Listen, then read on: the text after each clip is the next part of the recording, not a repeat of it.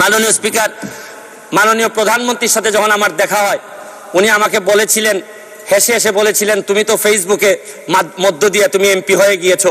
আমি একটা জিনিস পরিষ্কার করতে চাই আজকে মাননীয় স্পিকার, যে আমি ফেসবুককে ব্যবহার করে হয়েছি, কিন্তু একটা জিনিস, বাংলাদেশটাকে যিনি ডিজিটাল বাংলাদেশে রূপান্তরিত করেছেন, আর এইটার প্রোডাক্ট হচ্ছে কি আপনার ফেসবুক। এই ডিজিটাল বাংলাদেশ এবং স্মার্ট বাংলাদেশ যিনি তৈরি করেছেন, এই বিবেচনা যদি আপনি করেন, কারণ ডিজিটাল বাংলাদেশ না করলে আমি ফেসবুকে 7 মিলিয়ন ফলোয়ার তৈরি করতে পারতাম না। তাহলে এই বিবেচনায় আপনি বলতেই পারেন যে আমি ফেসবুকের এমপি ঠিকই, কিন্তু আমাকে যিনি ফসল হিসাবে তুলেছেন, এটা জননেত্রী শেখ হাসিনা আমাকে ফসল হিসাবে তুলেছেন। মাননীয় স্পিকার, মাননীয় স্পিকার, এই ফেসবুককে ব্যবহার করে আমি অসঙ্গতির কথা বলেছি। এই ফেসবুককে ব্যবহার করে আমি ফুটবলে নিয়ে মানুষকে মাঠে নিয়ে গেছি এবং আমি মাদক মুক্ত সমাজ ব্যবস্থার কথা বলেছি। আমি একটা কথা বলতে চাই, আমি ধন্যবাদ জানাই সজীব ওয়াজেদ জয়, আমি ধন্যবাদ জানাই আমাদের জুনায়েদ আহমেদ পলক ভাইকে, যেভাবে এই কনসিস্টেন্টলি এই উন্নয়নটাকে ধরে নিয়ে যাচ্ছেন। আরে অনেকে আমি বক্তব্যতে শুনি বলেন যে আমরা ডিজিটাল বাংলাদেশ নির্মাণ করব।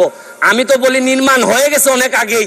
এই ডিজিটাল বাংলাদেশের ফসল অলরেডি আমি এমপি হিসাবে এই মহান সংসদে অলরেডি চলে আসছি। মাননীয় স্পিকার, মাননীয় স্পিকার, আমি আরেকটা জিনিস আপনাদেরকে বলতে চাই। অনেকেই বলেন যে স্বাধীনতার সপক্ষের সরকার থাকলে কি হয় আর স্বাধীনতার বিপক্ষের সরকার থাকলে কি হয়। আমি একটা জিনিস জিজ্ঞেস করতে চাই, আপনাদেরকে বলতে চাই, স্বাধীনতার সপক্ষের শক্তি যখন ক্ষমতায় থাকে তখন কি হয়? হচ্ছে কি এলিভেটেড এক্সপ্রেসওয়ে হয়, সারা পৃথিবীর সাথে যুদ্ধ করে পদ্মা সেতু বানানো যায়। আপনি দেখেন এই রূপপুর পারমাণবিক কেন্দ্র বানানো যায়, টানেল বানানো যায়, মেট্রো রেল বানানো যায়। আমি এয়ারপোর্টে এবং ধন্যবাদ জানাই মাননীয় প্রধানমন্ত্রীকে, ফুটবল খেলায় যখন ফরিদপুরে যেতাম, মাদারীপুরে যেতাম, আমার সারা দিন কেটে যেত। কিন্তু এই ব্রিজ হওয়ার পর আমাদের সিলেটের বেশিরভাগ মানুষ দক্ষিণবঙ্গে যাই নাই। মাননীয় স্পিকার, আর 2 মিনিট সময় দেন। মাননীয় স্পিকার, মাননীয় স্পিকার, আমি এইটা এলিভেটেড এক্সপ্রেসওয়ে উঠলে এয়ারপোর্টে যাইতে আমার বিশ্বাস যে সবচেয়ে অপছন্দ যারা করে এই সরকারকে, তাও এলিভেটেড এক্সপ্রেসওয়ে মুখ লুকিয়ে লুকিয়ে কোনো রকম চলে যায় এয়ারপোর্টে, মনে করে যে এই জিনিস হওয়ার পর তো আর অন্তত এই প্রতিবাদ বা সমালোচনা করা সাজে না এদের। আমি আরেকটা জিনিস বলি, মুক্তিযুদ্ধের বিপক্ষের সরকার থাকলে কি হয়? বোমাবাজি হয়, 21-এ গ্রেনেড হামলা হয়।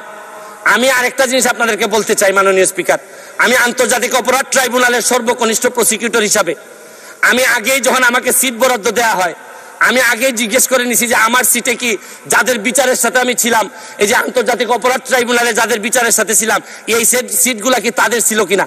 আমি নিশ্চিত হয়েছি যে এই সিটগুলাতে ওনারা ছিলেন না, কারণ আমি বিশ্বাস করি আন্তর্জাতিক অপরাধ ট্রাইব্যুনালের প্রসিকিউটর হিসাবে আমি কোনো যুদ্ধাপরাধীদের সিটে বসতে পারি না মাননীয় স্পিকার। আমি আরেকটা জিনিস, আপনি হয়তো আর সময় নাই মাননীয় স্পিকার, আমি আরেকটা জিনিস বলতে চাই মাননীয় স্পিকার, এত সফলতার মধ্যেও আমাদের কিছু সমস্যা আছে মাননীয় স্পিকার। দ্রব্যমূল্যের অবস্থা খুবই খারাপ মাননীয় স্পিকার। মাননীয় স্পিকার, আমাদের ব্যাংকগুলোর অবস্থা খারাপ মাননীয় স্পিকার। আমরা টাকা পাচার কোনোভাবে রোধ করতে পারতেছি না মাননীয় স্পিকার।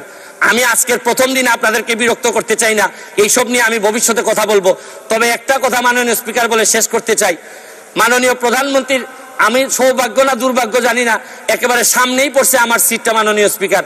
উনি সব আমারে দেখতে পান, আমরা তো নড়াচড়ার কোনো সুযোগ নাই, সব বিরোধী দল এবং স্বতন্ত্র উনার চোখের সামনে পড়ে গেছে। আমরা সংসদের বাইরেও নড়তে পারবো না, ভিতরেও পারতেছি না। তবে আমি ভয় পাই মাননীয় প্রধানমন্ত্রীর পিছনে যারা বসছেন তারা তো সকল ক্ষমতার উৎস, তাদেরকে মাননীয় প্রধানমন্ত্রী সবসময় হয়তো চোখে দেখতে পারেন না। তবে আমার বিশ্বাস মাননীয় প্রধানমন্ত্রী আমাদেরকে যেভাবে দেখবেন, পিছনে যারা আছে এদেরকে যদি একটু চেক করেন তাহলে। ধন্যবাদ মাননীয় স্পিকার। ধন্যবাদ।